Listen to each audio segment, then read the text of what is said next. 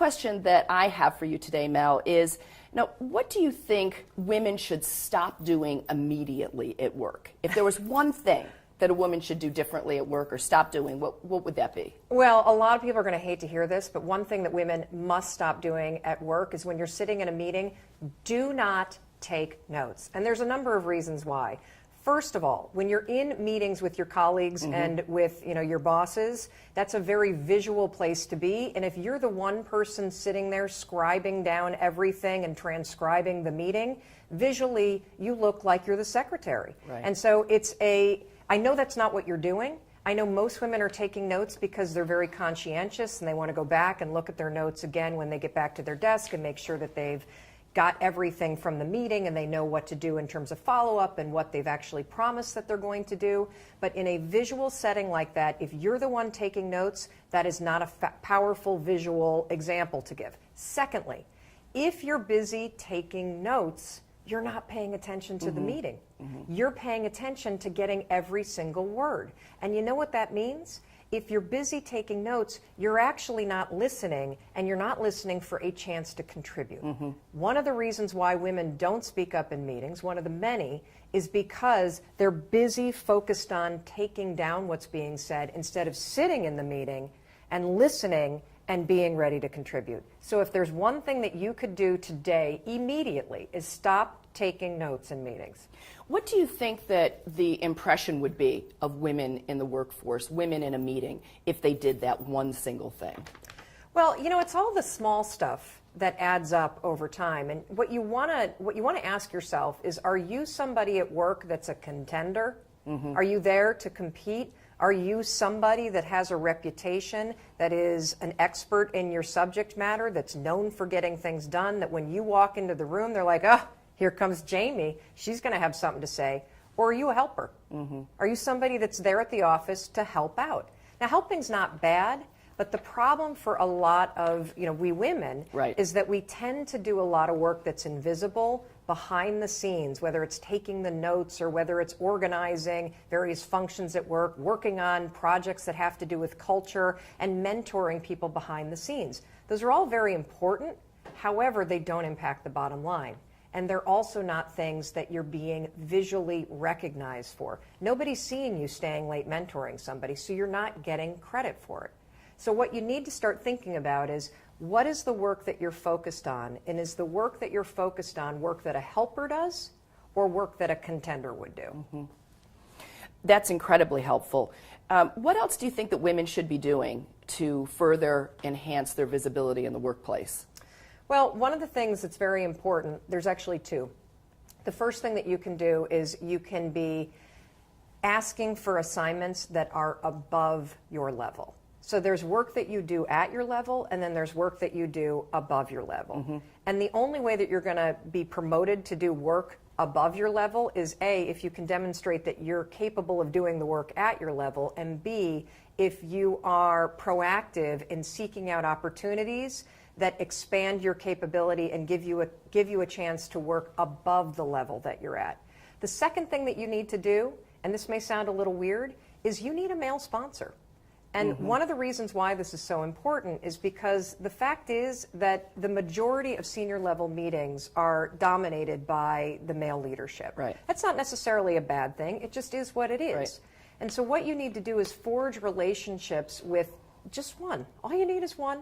Right. You don't need 10 people to be your advocate. You just need one person that knows you, that knows your goals. They're not mentoring you. That's different. They're not giving you advice.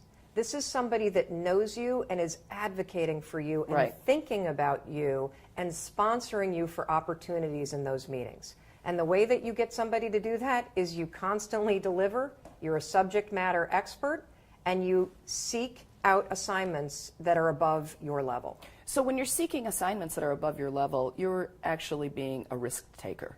Yes. Right? Yeah. There's an interesting set of research. Sheryl Sandberg, of Facebook, and actually Adam Grant, who is one of the most renowned professors at Wharton, really young guy, highest rated. They've been writing this big series in the New York Times about women and work.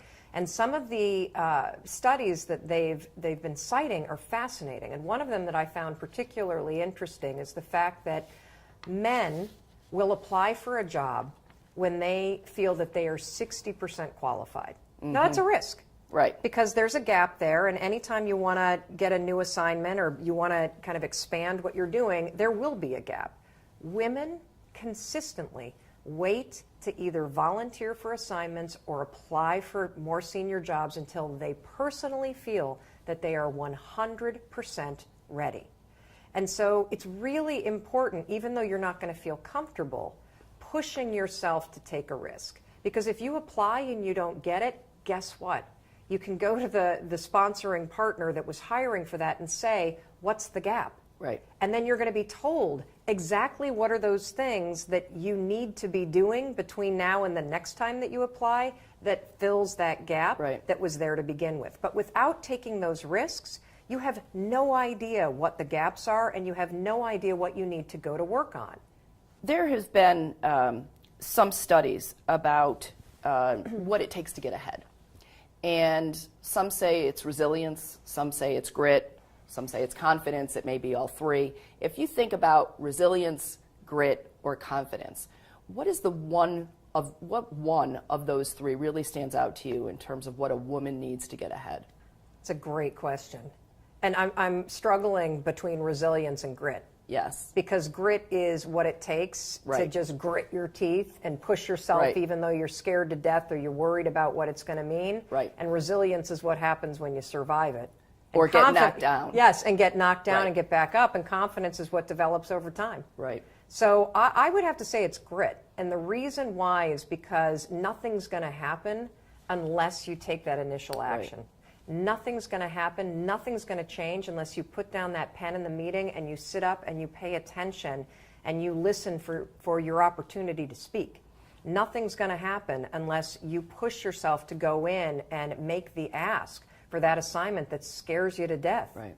And without that grit and without that it's not even fearlessness, it's just the impulse to act. Without doing that, you got nothing. Yeah, it's interesting you said that because I've been thinking about this for the last few days as we're getting ready to go into a very large women's conference.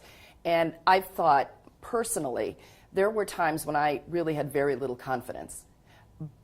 But I had that strength and inner grit to proceed anyway because I had to, or I wanted to, or I was ready to take that risk. And the confidence did build over time. But there were many times when the only thing that got me through a particular area or a particular job or an assignment was that inner grit that it really takes to get ahead. Jamie, I'm so glad that you said that because one of the things that I love about working with women is we are natural problem solvers. Yes.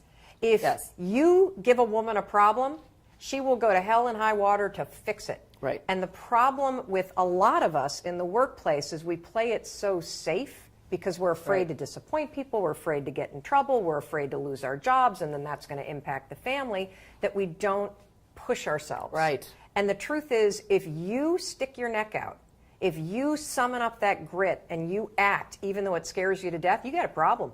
Right. And now you're going to fix it. That's right. And I've always liked, give me a barrier. Yeah. You know, put up a barrier. I am going to climb over it, I'm going to figure out how to get around it, or I'm going to charge right through it. And I think that that's one of the qualities that women bring to the workforce that is a little bit different than their counterparts. For sure. You know, one other thing that I think is really important, this is something that I've personally taken on in my work life, because I do two things. I work in a corporate setting, which is CNN, as an on-air commentator, and then I travel the world and do motivational and leadership speaking. And what I've taken on at CNN is this philosophy that there's room for everybody to succeed. And one of the things that I do believe is very important for women to just internalize is that there's no need to feel like you are in competition with other people. Particularly other women, I think. Particularly other women. Right. And the truth is, there, especially in a company as large as Lincoln Financial, but in any company, there is an avenue for everybody to be successful. The world is a very big place. And when you approach your work without that intensity that comes from competition and insecurity, like I'm going to beat out you, versus I'm just going to focus on me. I'm going to do the best job I possibly can. I'm going to show up. I'm going to do the work. I'm going to be an expert. I'm going to work above my level. I'm going to empower my team, and that's what I'm focused on. You will be shocked at how it transforms your working relationships and how it also builds your own confidence to be focused on yourself while cheering on your colleagues. And also helping other women, I think, in the workplace.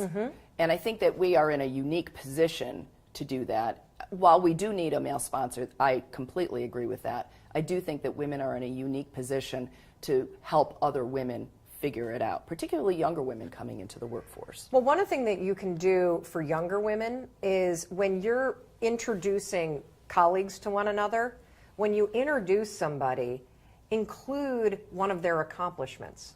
So as you're, this is Jamie, and she headed up the blah blah blah project, which was a really big deal. Da da da da da da. So I'm actually building you up in front of other people. What a great suggestion. Yes, rather than just, oh, this is Jamie. Yeah, she's the senior vice president. Blah, blah, blah, blah. No, this is something she has done that really commands respect. And by doing that, I've just built you up, and I've created a way in which this other person is going to listen to you differently. Right. That's a tremendous point, and I think that I'm going to incorporate it immediately. Do you have any other advice for women to take charge of their futures? Plan. It sounds so stupid. I mean, sometimes giving advice is embarrassing because it's so obvious, but I could sit here and literally give you the details of 11 different famous studies that talk all about the fact that people that take the time to write out a plan and write down 2 or 3 things that they're going to focus on, that they actually have between 30 and, depending upon the study, 60%, they're more effective at getting it done. Right. And one of the reasons why this is more important than ever is because you work in such a distracted work environment. Right. So if you're going to do something, so let's just give everybody the assignment. What are 2 things that you're going to do this year to raise your leadership game? What are you going to do to be a contender? And it could be that you're going to adopt a certain kind of mindset. It could be that they're going to stop taking notes in meetings. It could be that you're going to volunteer for certain assignments. It could be that you're going to take a course that ramps up certain skills that you know are a deficiency. You need to post that somewhere in your work environment so that visually you are reminded, because you'll forget. And if you were to do just that, pick 2 things that are going to amp up your leadership game and post some sort of visual cue, you will be more likely to change, and you'll be more likely to be more effective. What's so interesting about that is it is simple, but we would never work without a business plan. Never. We would never embark on any projects without a project plan. And yet we embark on our careers without that kind of plan in place. The other thing that I think is very important for women to do, and executives everywhere to do, is you need to ask yourself, am I working on the right stuff? And by stuff, what is important to Lincoln Financial and Lincoln Financial's bottom line, very different than what you might be working on. And there's no way that you're going to get promoted, and there's no way that you're going to be tapped for leadership roles unless part of what you're focused on in your day-to-day work is something that your company truly cares about. And if you're not working on the stuff that your company cares about in terms of their goals for this year, you need to figure out how to diversify your workload so that you are. Right. And stand up and be counted. Yes. So Mel, thank you so much for the opportunity that we've had to speak with you today. Thank you for being here with us, and thank you for sharing your wisdom. Awesome. Well, thank you for having me.